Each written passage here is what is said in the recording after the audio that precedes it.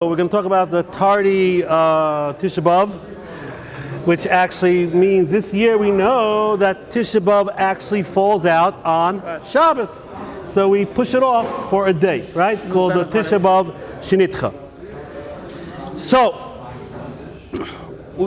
hopefully we can keep this year under half an hour because we're a little bit, it's a little bit of a paradox.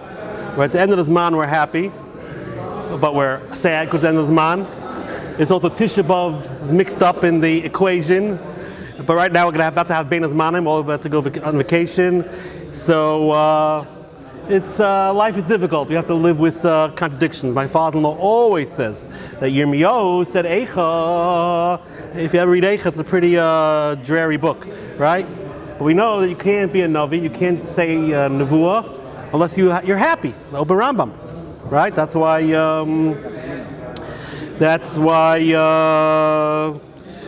sometimes the VM had music playing. So how did Yirmiyahu do it? How did he say Eicha if he was happy? Obviously it's possible. There's a possibility to live with paradox and to live with contradictions. It's a famous question. The Adam Melech already asked it. He has a different answer. But be it as it may. So the question is like this, Rabbi Isai. This year, let's say Mashiach does not come today or tomorrow. Let's say Mashiach comes Motzei Shabbos. Will we have to fast on Sunday? I'm sure you're all thinking about this question. If Mashiach comes on Motzei Shabbos, will you have to fast on Sunday? Well, you already started fasting Saturday night. It comes exactly Motzei Shabbos. Exactly. Bein Hashmoshes. Right? Oh, Yaakov, did you write this? Excellent. So Yaakov already knows half the shir. What would it be, Tali, in the famous Chakira? How do we look at a fast that is Nitcha? Meaning every other year we fast Tisha B'Av, on the 9th of Av. This year we're going to fast the Yud B'Av. How do we look at it? Do we look at it as, like Yaakov said, we look at it as a Tashlumim? What does a Tashlum mean? It's a makeup. What does Tashlum mean? You pay. Meaning, really, even this year, you're supposed to fast the 9th of Av. And that's the day that's really earmarked. But you can't. So you have to make it up. That's called tashlumim. It's like a payback. Or do you say, no, that's right, every year you fast the 9th of Av. But this year, the day that is earmarked, and it is earmarked as the only day, is Yud B'Av. In this year where there is no Tisha B'Av, it's not like it's a makeup, a tashlumim. No, you don't have to make up anything. This year, the rabbis enacted lechatchila that the day that you fast is Yud B'Av. Right? That's a shayla. So Yaakov figured it out. If you learn it's a tashlumim, so Mashiach comes, Motzei Tisha B'Av, Motzei Shabbos,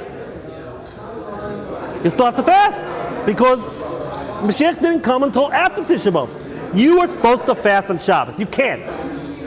For whatever reasons, you can't fast on Shabbos. So it doesn't make a difference that Mashiach came. So what Mashiach came? But you owe God a fast. And since you owe him a fast, you got to make it up. Then you would have to fast on Sunday, even though Mashiach came on Motzei Shabbos. But if you learn that no, this type of situation, like our year, the rabbis have acted that the proper time to fast is Yud B'Av, and it's not considered a makeup. It's considered that it was earmarked originally to be done on Yud B'Av.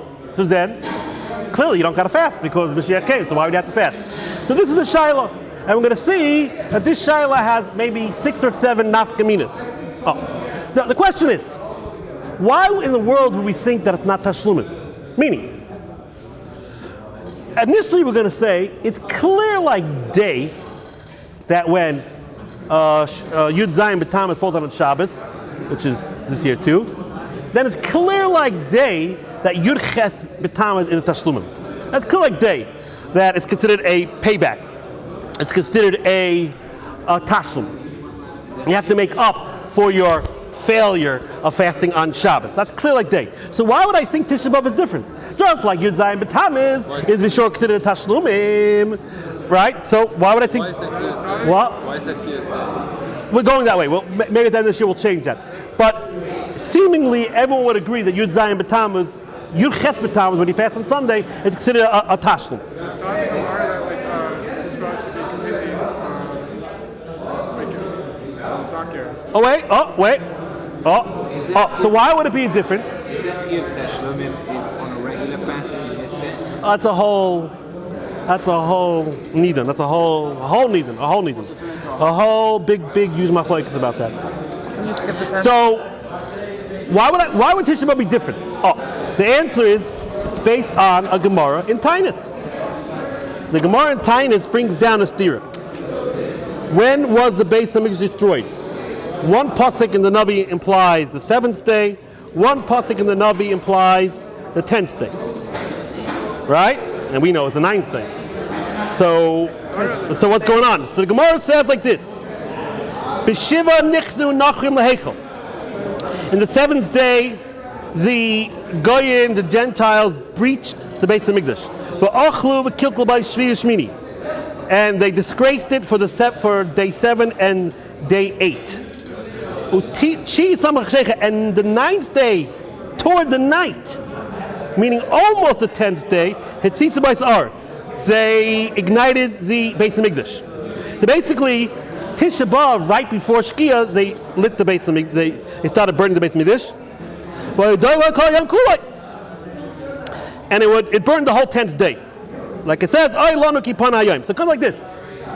Really, the 7th, 8th, and most of the 9th, the Goyim were just disgracing it, basically partying in the Beis Hamikdash. And at the very end of the 9th, they ignited the Beis Hamikdash. So the Gemara says, Rabbi Yochanan says, Imala hayisi b'oisei dor, loy kevatem ela ba'asiri, v'pnei sheroiva shel heicha b'nisav. Rabbi Yochanan said, you know what? If I was going to decide the date to fast, I wouldn't have picked Tisha B'Av. I would have picked Yud B'Av. Rabbi Yochanan says, if I was around in that door, which day would I pick? Yud B'Av. Why? Because that's when most of the Beis Hamikdash was destroyed. That's when most of it got incinerated. No, what do Rabbanan say? Rabbanan atchalta de puranasa adifa. Rabbanan say, yeah, but they feel that since it started to be ignited, they started lighting up, burning the Beis Hamikdash at the end of the 9th. You go after when it started. You go after when the problem started. So therefore, Rabbanan say Tisha B'Av, and Rabbi Yochanan would have said it should have been the 10th. So what comes out from here? It comes out from here. There's a strong reason to fast on Yud B'Av on its own stead.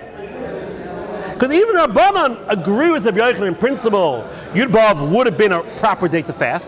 It's just that they decided that after all the equations, we'll do it on Tisha B'Av because that's when the Goyim started burning the Beis Hamikdash. Why don't they start then? So it could very well be that in a year like this year, where we're going to fast on Yud B'Av, we don't have to say, oh, really, you should have fasted on Tisha B'Av, but you can't, and therefore it's a makeup. No. And a year like this type of year, Rabbanan said, anyway, Yud B'Av is a day on its own, it's a proper day to fast on its own stead. So since it's a proper day on its own stead, on this type of year, they said, lechatchila, they said, okay, this year, only Yud B'Av is earmarked. So again, by Yud Zayin B'Tammuz, everyone would hold that Yud Ches B'Tammuz is considered a makeup. Because there is nothing unique about Yud Ches B'Tammuz. The walls were breached Yud Zayin. So everyone holds Tashlumim. So everyone holds if Mashiach came, Yud Zayin B'Tammuz, like this year, if it came out Matzah Shabbos, everyone holds you would have to face Yud Ches B'Tammuz. Everyone would hold. By Tisha B'Av, in this type of situation, with our type of situation, where it falls out on Shabbos, it could be that this that we're fasting on Yud B'Av is not considered Tashlumim. It's considered lechatchila, initially correct to fast on Yud B'Av, and it's not considered a payment, and therefore you would not have to fast if Mashiach came. Okay.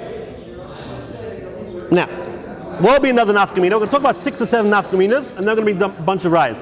Another big nafkamina is the famous nafkamina if a katan becomes a gadol. Someone who's bar mitzvah this year, right, comes out Yud B'Av. There's a good chance. I'm sure a lot of boys are becoming bar mitzvah this year on Yud B'Av, right?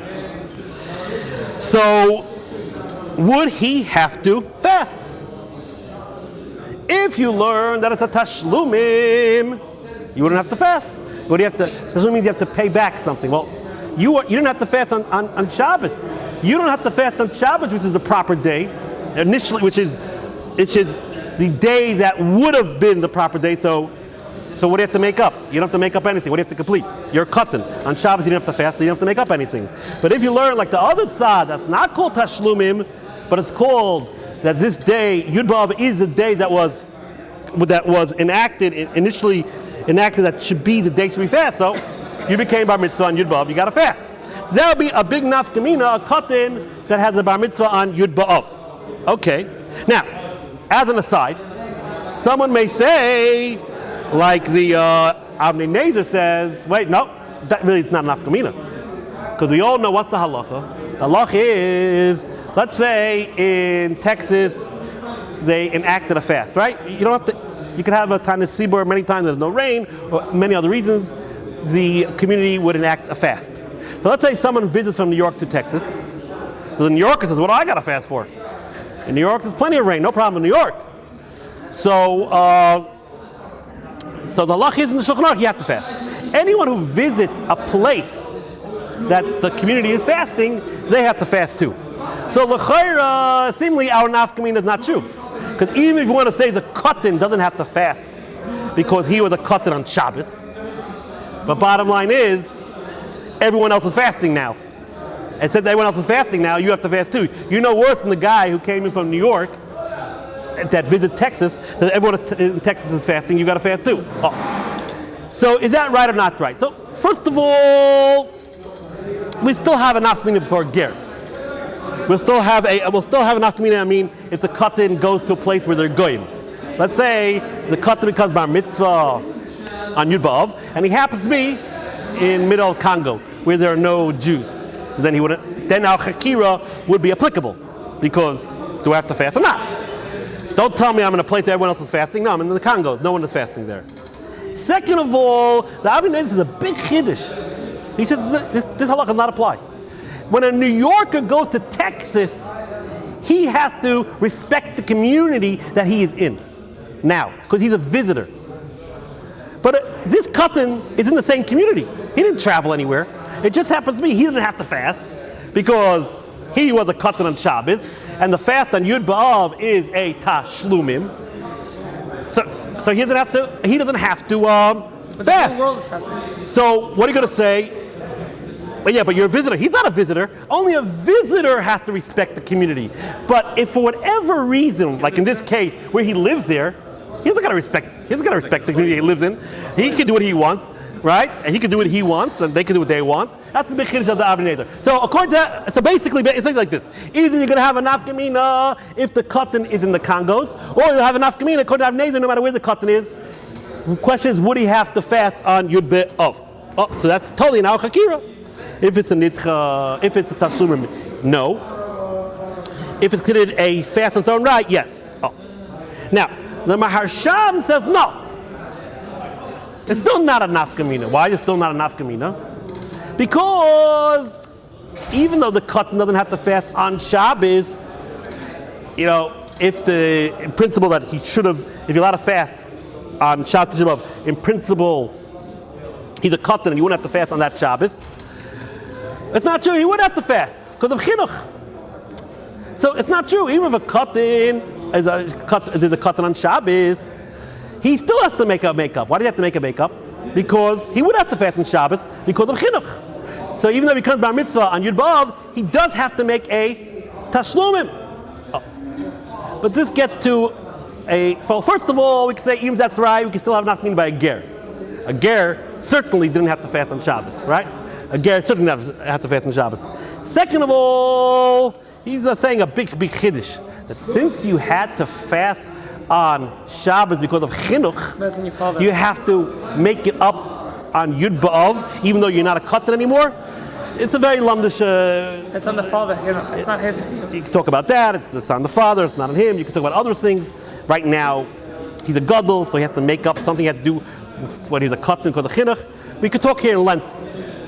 Yeshivat Torah. But be it as it may, the truth is the meaning is, and that's what the Mishnah Berurah says, and Shlomo Auerbach says, some of us may have heard that 3 fasts before Bar Mitzvah, the kid's supposed to fast. But there's no source for that at all. So the Mishnah Berurah and Shlomo Auerbach emphatically say there's no such thing as chinuch about a fast. It's just not true.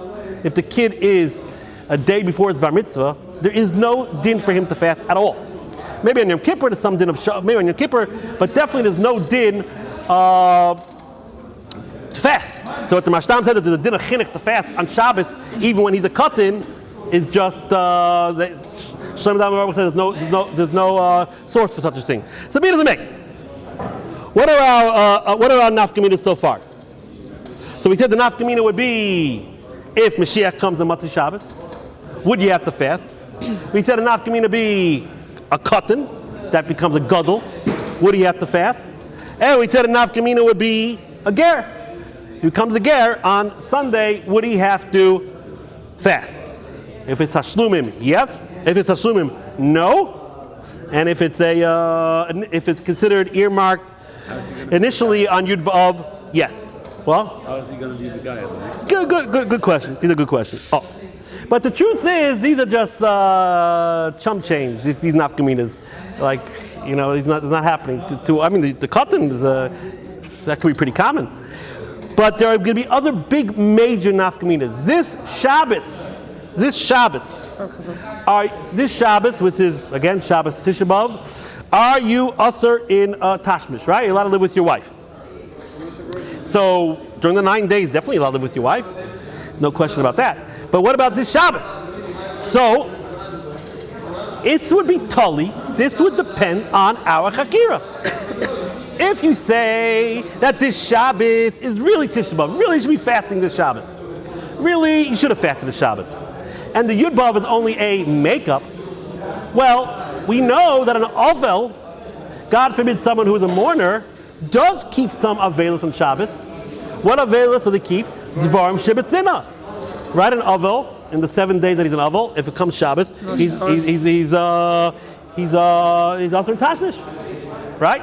Clearly. So if you say that it's a Tashlumim, then Tisha B'Av this year on Shabbos would be considered really the day that you're supposed to fast and mourn. Okay, you can't do because it's Shabbos, but you would have to keep Dvarim Shebe Tzina. And if you say no, this year Tisha B'Av is like every other day of the 9 days. There's no difference this year, Tisha B'Av Shabbos, like every other day of 9 days. Basically, this year you have 10 days. So then, if this year Shabbos, Tisha B'Av is considered just like a regular 9 days, you wouldn't be also in Tashmish. So who talks about this? The Shulchan Aruch. The Shulchan Aruch straight up. The Shulchan Aruch says you're allowed to have Tashmish on Shabbos. This Shabbos, you can live with your wife, and you can even wash with hot water. I don't want to get involved. On Shabbos. Because seemingly holds it's not considered Tisha B'Av at all. It's not considered, when I say it's not considered Tisha B'Av, obviously Tisha B'Av, I mean it's not considered has any special din of Avelis, more than any other 9 days. Because Shabbat? Because the fast has been removed to Yud B'Av. So basically Yud B'Av is the only day. But not because there's no morning on Shabbat and you can like the Shabbat itself. No, there is morning on Shabbos. In principle, Ovel cannot do Tashmish on Shabbos. An Ovel is not allowed to do Tashmish on Shabbos. An Ovel can't do other things on Shabbos. So basically, this Shabbos, can you do Tashmish? Well, if you're like an Ovel, it's just that you have to pay back that you can't fast. So then you should be also on Tashmish Shabbos. But if you learn that this year Tisha B'Av has no meaning, and the only day that really counts is Yud B'Av, so then you're not on Tashmish. So the Shulchan Aruch, black and white, says you're allowed to do Tashmish Shabbos. Oh. What would be another major nafkamina? Yeah, that's true too. That's true too. We'll get to that. What would be other native nafkamina? So, we know there's something called Shvua Shechalbai. Those of us who are Sfaradim know about Shvua Shechalbai a little bit more than Ashkenazim. Meaning, if you open up a Gemara, the halachas are much more limited, or the limitations are a lot less than what we keep. Meaning, there is no din of 3 weeks according to the Gemara. The Gemara never mentions 3 weeks. The Gemara mentions from Rosh Chodesh, you shouldn't go to court with a guy. You shouldn't build buildings of simcha, whatever that is. But according to the strict law of the Gemara,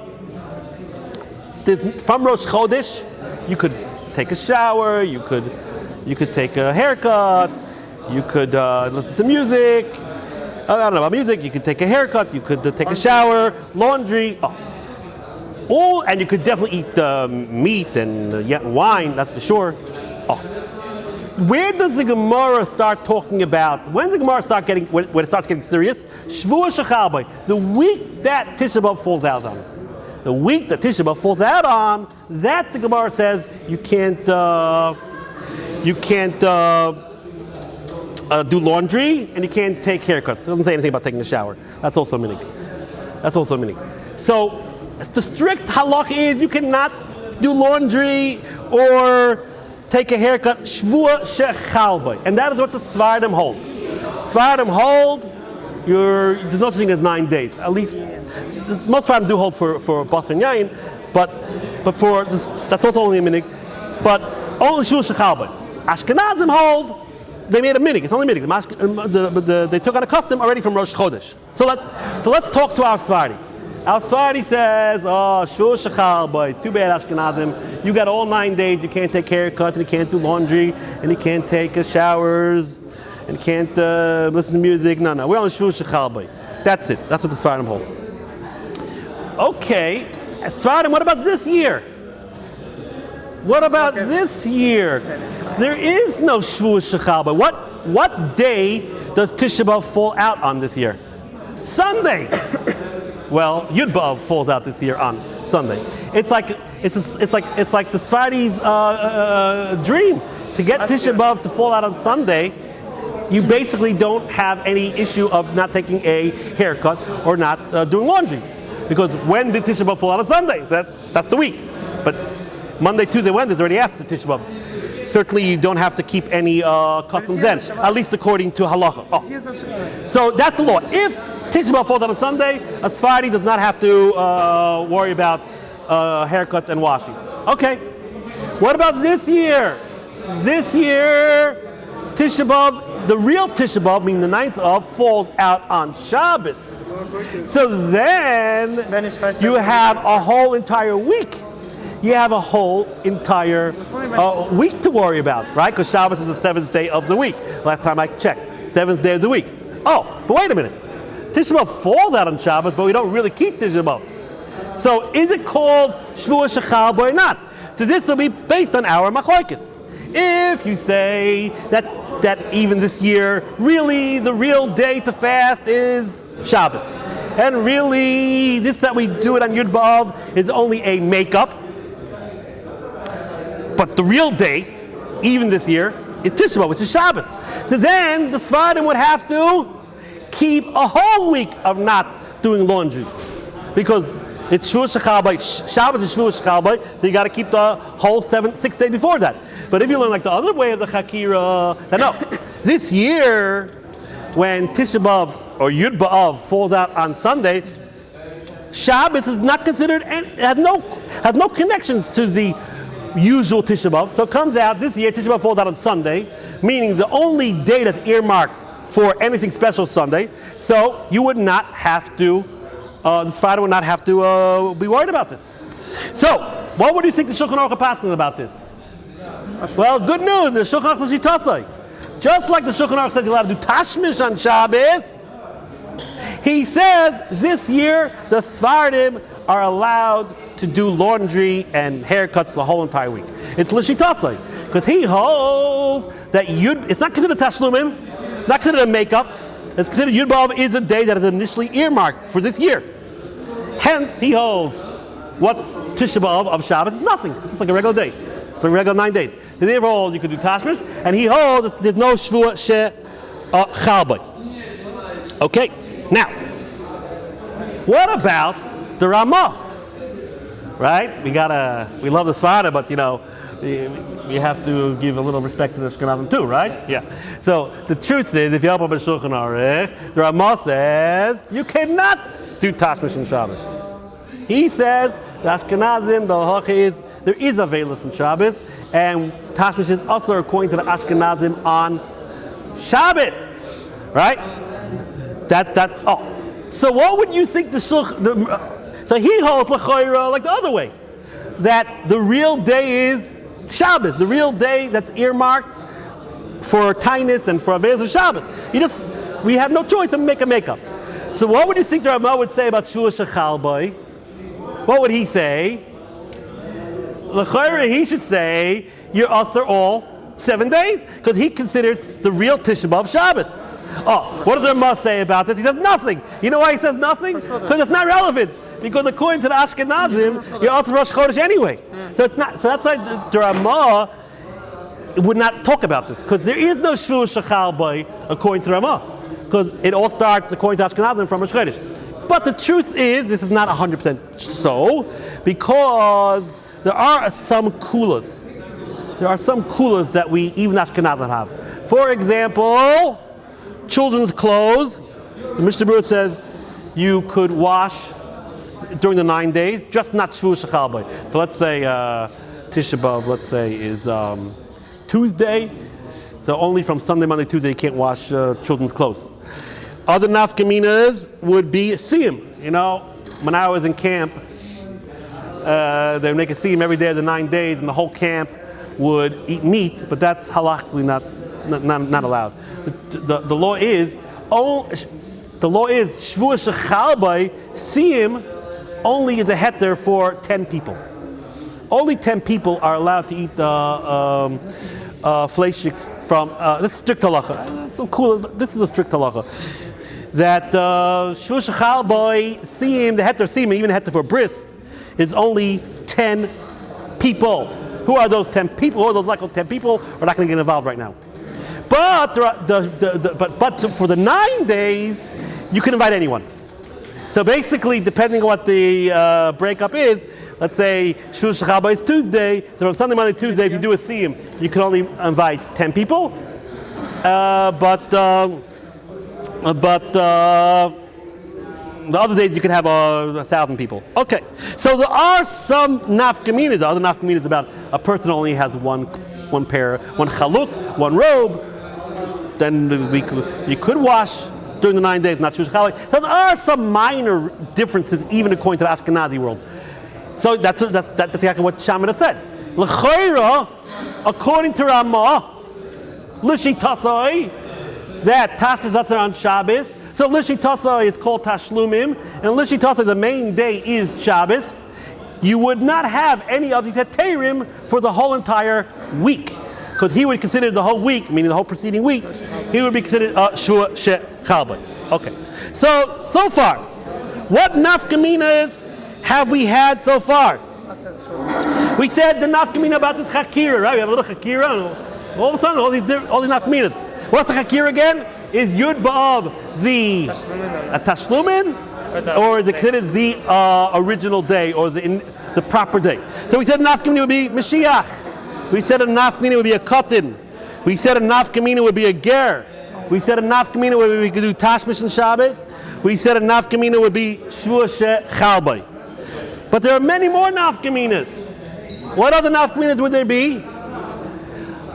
A bris. Let's say someone has a bris on Sunday. Someone has a bris on Sunday. Do you have to fast after Chatzos at least? So, is a huge machlokes. I don't want to. It's based on a Gemara. I don't want to get too involved, but some say, which is brought down, that you don't have to fast. So anyone who has a bris this Sunday, the whole Jewish world is fasting. The father, the tzaddik, does not have to fast. The mother too, probably, from after Chatzos. It's a well-known fact. Rosh Zalman Auerbach was by a bris on a nitcha, and he went to make kiddush. He made Havdalah, and he ate at you have to make Havdalah, right? He made Havdalah, and he ate. But that wait a minute. But everyone holds on Tisha B'Av. Everyone holds on Tisha B'Av. You can't by a bris. You can't eat. So what's going on over here? What's going on over here? If you say that this Yud B'Av meaning this year's Sunday, is only a tashlumin, it's only a makeup, it's only a substitute, it's a substitution, so we can have kulas. We can be more lenient, because you're not really supposed to fast on Yud B'Av. You're really supposed to fast on Shabbos. So it's like a second degree type of fast. Oh, but if you look at the Maggid Avram, the Maggid Avram goes crazy. He says, what are you talking about? You can't break your fast, even for a bris, even though it's a Tisha B'Av Shenitcha. So the Maggid Avram would say, no. Yud B'Av this year is just like every Tisha B'Av. It's no difference. Just every Tisha B'Av is on Tisha B'Av. This year it's on Yud B'Av, but there is no leniencies because it's the initial proper date to fast this year.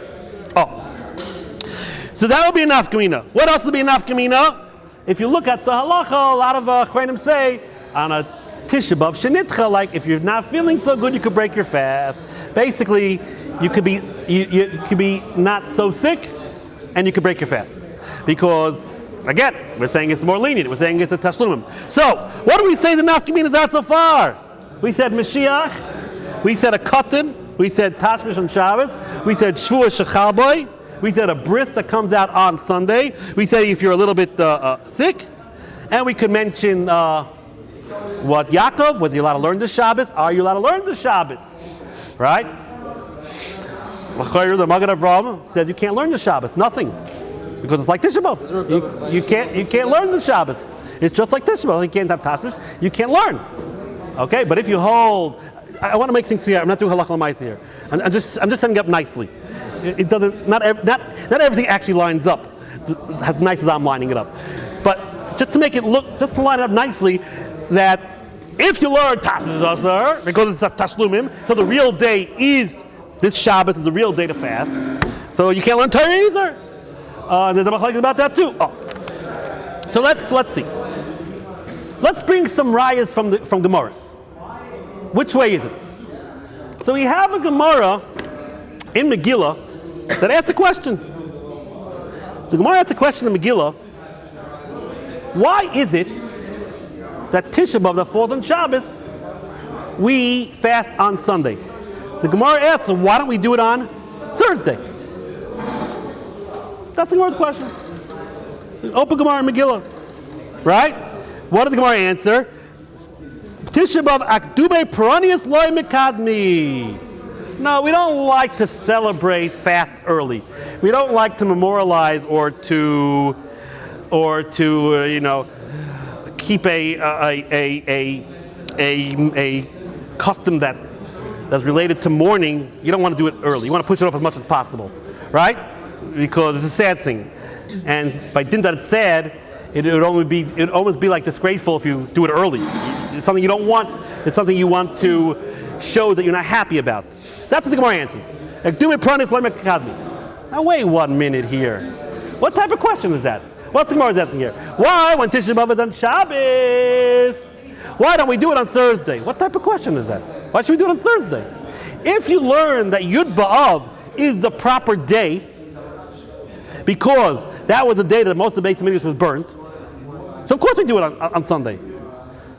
If you learn that it's a Tashlumim, that Tisha B'Av is the right day, and now we're just doing a makeup day, then the Gemara makes sense. Oh, you make a makeup day, do it Thursday, Friday, do whatever you want. It's a makeup day, substitute day. And the Gemara say, you're right. We could have done any day. We could have done it any day. But we don't want to pay back something that's sad, or we don't want to precede it. We don't want to make it earlier. But if you learn like the other way, that Tisha B'Av on this day in this year, Yud B'Av is the proper day that is initially picked to be the day to fast on its own instead. So what is it asking? Why should we do it earlier? Oh, the truth is, if you open up Yerushalmi, the Yerushalmi gives this answer. The Yerushalmi has the same question. Why do we fast on when Tisha B'Av falls out on Shabbos? Why do we fast on Thursday? You know what the Yerushalmi says? Thursday? What does Thursday got to do with anything? Sunday is the day the Beis Hamikdash was burned. So the Chayra our Chakira is the Machlokes, the Yerushalmi, and the Bavli. The Bavli holds that Yud B'Av is considered a Tashlum, just a substitution, just a payback, and therefore it says, so do a different day. But the Yerushalmi holds that Yud B'Av is not a payback, It's the initial day. It's original. It's the proper day on its own stead. Oh. But truth says the Ksav Sofer wants to say no. Everyone holds like the Yerushalmi. Yud B'Av is the proper day. It's the day at its own stead. It's not a makeup for anything. Okay. So what is the Gemara asking here? What is the Gemara asking here? We should do it earlier. Oh. So the Ksav Sofer says, if you remember, we read in the beginning of the Shir, also the 7th and 8th day is also a proper day. Because it says here they enter the Beis Hamikdash. When did they breach it? The 7th day, and they disgraced it. They disgraced it on the 7th and 8th day. So that's what the Gemara is asking. The Gemara knew that, forget Tisha B'Av. The short Tisha B'Av on this type of year means nothing. The day of Shabbos is out. You don't got to make it up. No makeup. And the question is, what day should we pick to be the proper day? Because also Zion and Ches B'Av is also considered a day on its own stead to fast. Why? Because the tragedy began on Zion. That's when they breached. So basically, the Ksav Sofer says we don't have a raya from this Gemara that it's a substitute. No, it's not a substitute. Yud B'Av is the day that is earmarked this year to be on its own stead to fast. Okay.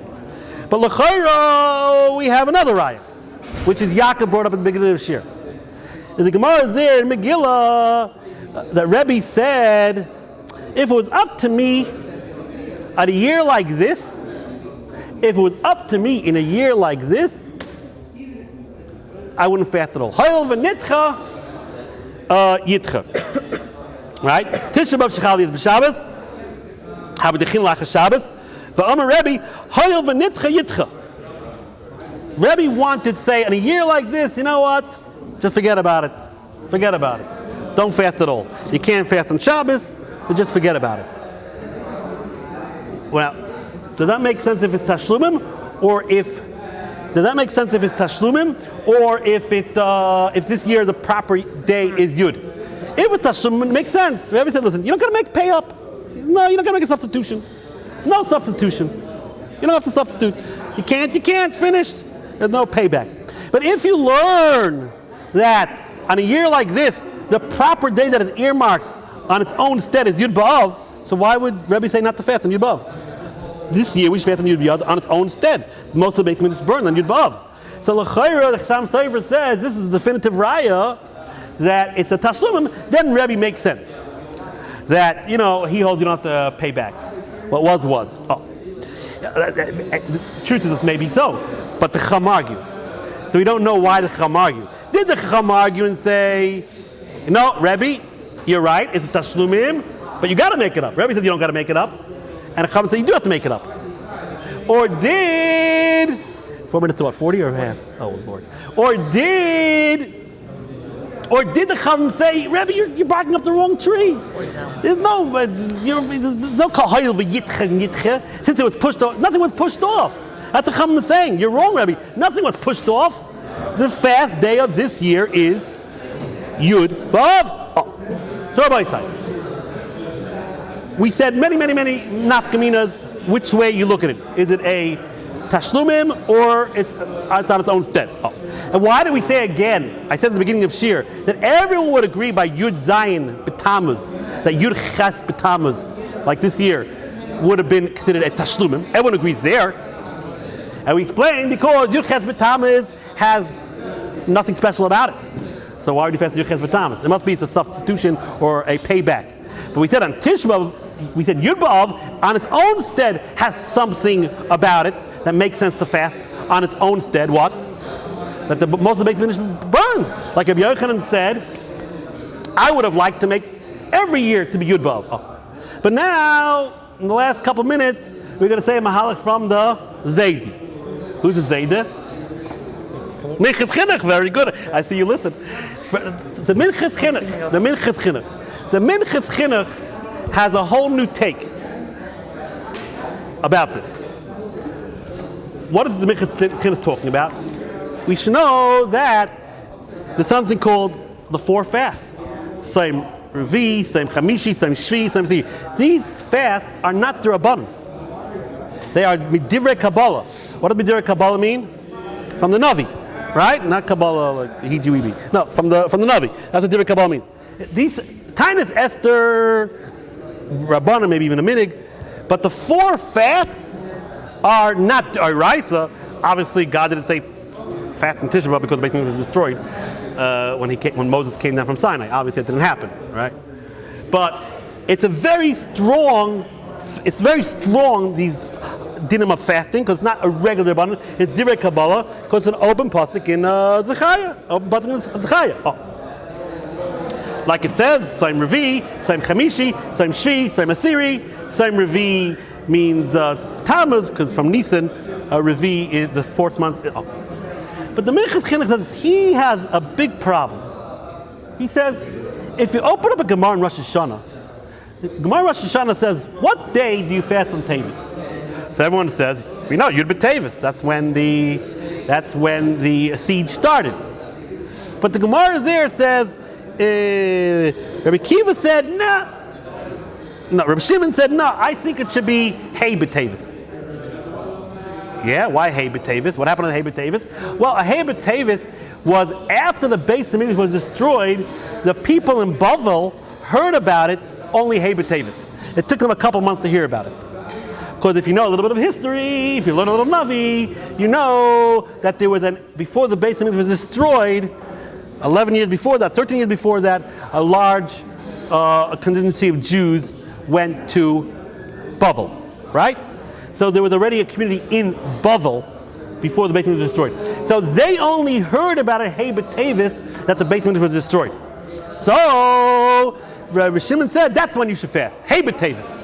Rabbi Kiva said, no, we're not fasting about that. We're fasting because that's when the siege started. Now wait 1 minute over here. What's going on over here? Rabbi Kiva and Rabbi Shimon are Tanoim that lived when the second Beis Hamikdash was destroyed, basically. This is Divrei Kabbalah. This is from the Navi. The Navi says already you got to fast by Tammuz and by Tavis, because right, the Navi is by the first Beis Hamikdash. Rabbi Kiva and Shimon by the second Beis Hamikdash, right? How could they argue? Oh, I would say Hey B'Tavis, I would say Yud B'Tavis. What do you mean? This is the Navi said what day? Well, the Navi said what day? What are you guys talking about? This has been around. This has been around for a long time already. Oh, another Gemara. We all know that the Bali learned that Tes B'Tammuz, the first Beis Hamikdash, in the first Beis Hamikdash destruction, the walls were breached Tes B'Tammuz. The second Beis Hamikdash was Yud Zayin B'Tammuz. I once spoke about a whole share about that, Machlokes Yishami Bavli, but that's what the Bavli holds. That the first Beis Hamikdash, Tes B'Tammuz. Second Beis Hamikdash, Yud Zayin B'Tammuz. So why do we keep Yud Zayin B'Tammuz? Because, well, we go after what the second Beis Hamikdash was. Does that make any sense? If the Navi, right? The Navi's in the first Beis Hamikdash, right? Or the beginning of the second Beis Hamikdash. If the Navi said Yud Tes B'Tammuz, how could they change it? You can't change what the Navi says. If the Navi said fast Tes B'Tammuz, it doesn't make a difference what happened afterwards. That's the day that the Navi picked. Right? Also, the Gemara says, Rabbi Yochanan said, you know what? I would pick Yud B'Av. What did Rabbi Yochanan say? If it was up to me, I would pick every year Yud B'Av. Rabbi Yochanan, it's up to you. What is up to you? God told the Navi. You're gonna tell God, you're gonna tell the bunch something, no, I think you made a mistake. I think you're picking the wrong day. Well, what's going on over here? Right? Oh.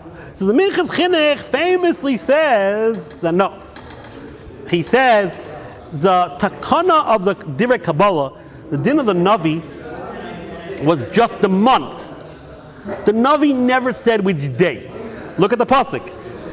Koi Amar Hashem so Saim HaRevi, Saim HaChamishi. Revi is Tammuz, Chamishi is Av, Saim HaShvi, Saim Gedalia, Saim HaSiri is Tavis. Eventually they will turn into Yom Tovim. But what do you see the pasuk says? It doesn't say the date, it just says the month. So it says the Minchas Chinuch, the date is almost arbitrary. Almost, I wouldn't say random, but it's basically definitely not Divrei Kabbalah. Definitely not Divrei Kabbalah. So who made up the date? Who made up the date? Rabbanan, says the Minchas Chinuch. At the end of the Beis Hamikdash, second Beis Hamikdash, when they saw everyone's going to get exiled, and the whole world, there's going to be diaspora, they decided, the best thing is that we should pick a date. It shouldn't be random. Meaning Minchas Chinuch learns in the time of the first Beis Hamikdash, meaning in the 70 years of Babylon, or it's how machlokes they fast in the second Beis Hamikdash. I don't want to get involved there. But initially, anyone can pick any day. Pick any day you want. Any day you want in those months. Later on, the Rabbanan decided, you know what, we'll earmark a day. We'll pick a day. But that's only at the best rabbinical. Now, Minchas Chinuch asks a famous question that he uses to answer, that he uses his side. He says, he doesn't understand. Are we going to fast the Shabbos? No. Why don't fast the Shabbos? Oh, fast on Shabbos. What are you talking about? Sacrilegious. You can't fast on Shabbos. Why can't you fast on Shabbos? Who says you can't fast on Shabbos? Why can't you fast on Shabbos? Not, happens to we do fast on Shabbos for Chaloim, for Yom Kippur. We do fast. Why can't you fast on Shabbos? Oh, you know why I can't fast on Shabbos? Because Einig Shabbos. Einig Shabbos. I mean, the Minchas Chinuch learns, in principle, you could fast the rice on Shabbos. It's only because of Einig Shabbos. He learns Lechem Mishnah, the Sudis, all that is Divrei Kabbalah. What does it mean Divrei Kabbalah? The Karasa l'Shabbos Einig. That's a pasuk. That's a Karasa l'Shabbos pasuk. A pasuk. So yes, you do have to fast. You can't fast on Shabbos because of Divrei Kabbalah. Okay. So let's say Tisha B'Av or Yud Zayin B'Tammuz falls on Shabbos. So we have the Divrei Kabbalah says to fast. It's a fast day. The Divrei Kabbalah says don't fast because it's Shabbos. What should you do when you have a Divrei Kabbalah against Divrei Kabbalah? Shaval Taisa, don't do anything. So fast. So basically, he doesn't understand. Why don't we fast on Shabbos? What is the reason why we don't fast on Shabbos? Oh, you're not allowed to fast. Why? Divrei Kabbalah. Cross on Shabbos Einig. Okay, but the Divrei Kabbalah also says fast. So you have a Divrei Kabbalah against Divrei Kabbalah. What should be? Don't fast. Fast. Because when you don't know what to do, Shaval Taisa, just don't do anything. So the Minchas Chinuch doesn't understand what's going on over here. Why don't we fast? Oh, but he says very good. According to his Yesod, there is no Divrei Kabbalah to fast on a specific day. You can fast any time in the month. Later on, rabbinically, they earmarked a day. The ninth, they earmarked rabbinically a day. But in principle, that earmark is D'Rabbanan. So, very good. Tisha B'Av falls down on Shabbos, Yud Zayin B'Tammuz falls down on Shabbos. Fast? Because of Divrei D'Rabbanan, but Divrei Kabbalah. Einig Shabbos is the Kabbalah. To fast specifically this day is at best D'Rabbanan. Oh. So it comes out, that's how he answers this question, why we don't fast on Shabbos when the Tanesa fall out. So Lamaisa. What do you mean that's Lamaisa? That's what he holds. That's what he holds. But he holds like both, then it could be a Wait a minute. So no. I'm just saying now. If you say like what the Minchas Chinuch says, it makes I don't think it's 100%, but it makes a lot more sense now to say that Yud B'Av is not a Tashlum. In the Minchas Chinuch's world, but in the Minchas, I'm not saying you're sounding wrong, but in the Minchas Chinuch world, Divrei Kabbalah, any day could have been done. Any day could have been done. So, in this year, where you can't do I know the Rabbanan earmarked the day, but in a year where you can't do it because it's Shabbos, so why would you be considered a tashlum, a substitute? Substitute for what?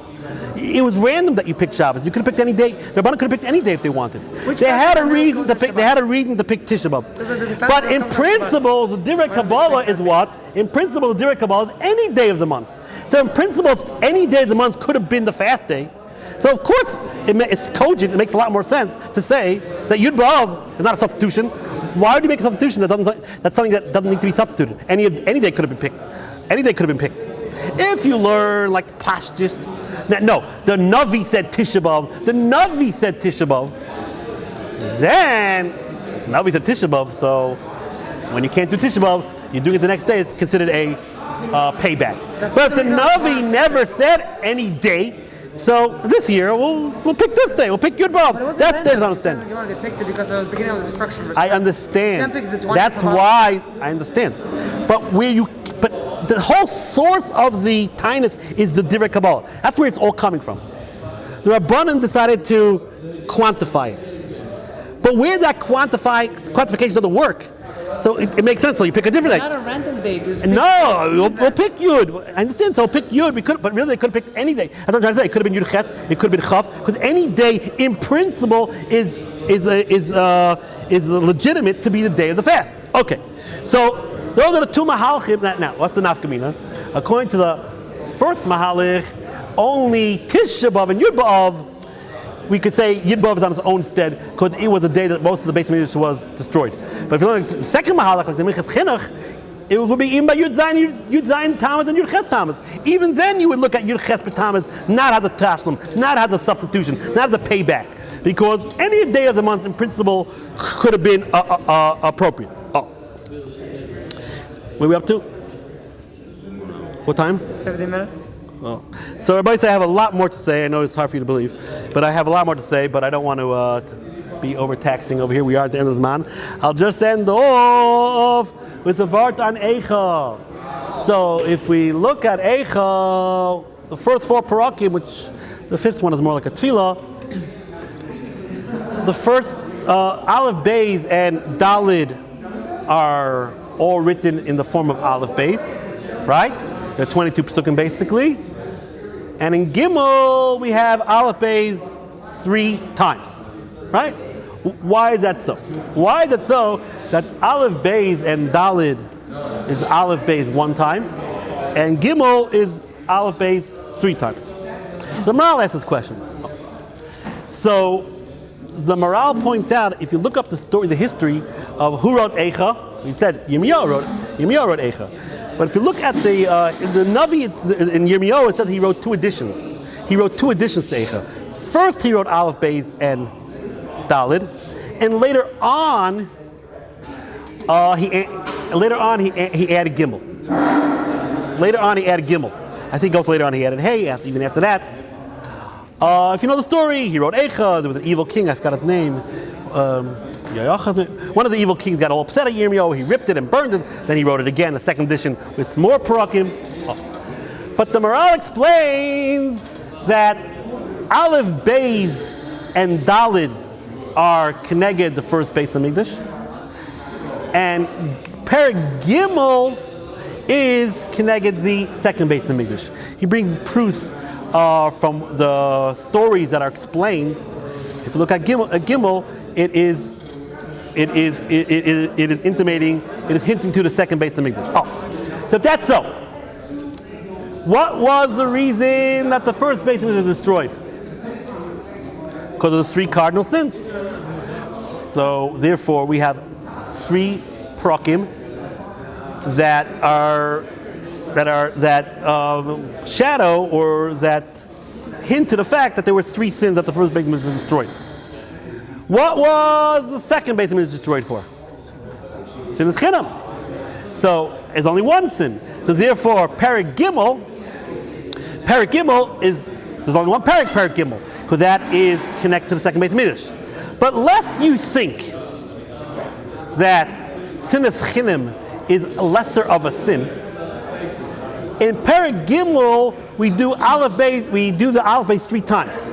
Yes, it's 1 Perek because it is paralleling 1 sin. But don't make a mistake and think that Sinas Chinam is less than the 3 cardinal sins. Therefore, you shouldn't make that mistake. In that Perek, you do the Aleph Beis 3 times. So Aleph Beis and Dalid is connected the first Beis Hamikdash and has 1 set of Aleph Beis, and Gimel is connected the second Beis Hamikdash, and therefore it's only 1 Perek, but they're Aleph Beis 3 times to tell you that they are equally egregious in the sin Sinas Chinam. Now you'll ask me a question. So why is it that Aleph Beis and Dalid is about the first Beis Hamikdash? Shouldn't it be Aleph Beis and Gimel, and Dalid should be about the second Beis Hamikdash? That's a good question, but the answer is simple, because Dalid is all about the king who got killed, Yeshivat, right? He was a big tzaddik, and he got killed, and everyone thought that through his chus, Klal Yisrael would be saved. So Aleph Beis and Gimel are about the Beis Hamikdash, the general destruction. But Dalid is it's in the first Beis Hamikdash, but it's about the tzaddik that got killed, So therefore, that's a parak on its own. So Aleph, Beis, Gimel is going to be about Aleph, Beis is about the first Beis Midrash.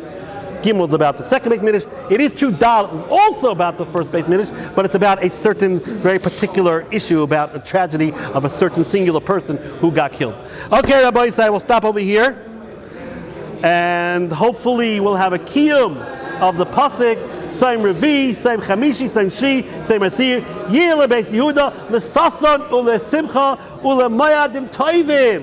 The Navi says it's good. Oh, now I find it pretty funny. The Minchas Chinuch has a whole piece. When this happens, what are they going to do with Chutz La'aretz? Are they going to keep 2 days or 1 day? Because in Chutz La'aretz they won't know what day is the festival. Will they keep 2 days or 1 day? I just find it funny because the whole question doesn't apply. Nowadays we have email, we have telephone. Why is the reason they keep 2 days? Because they wouldn't know when the Chodesh happened in Eretz Yisrael. So seemingly the whole issue is moot.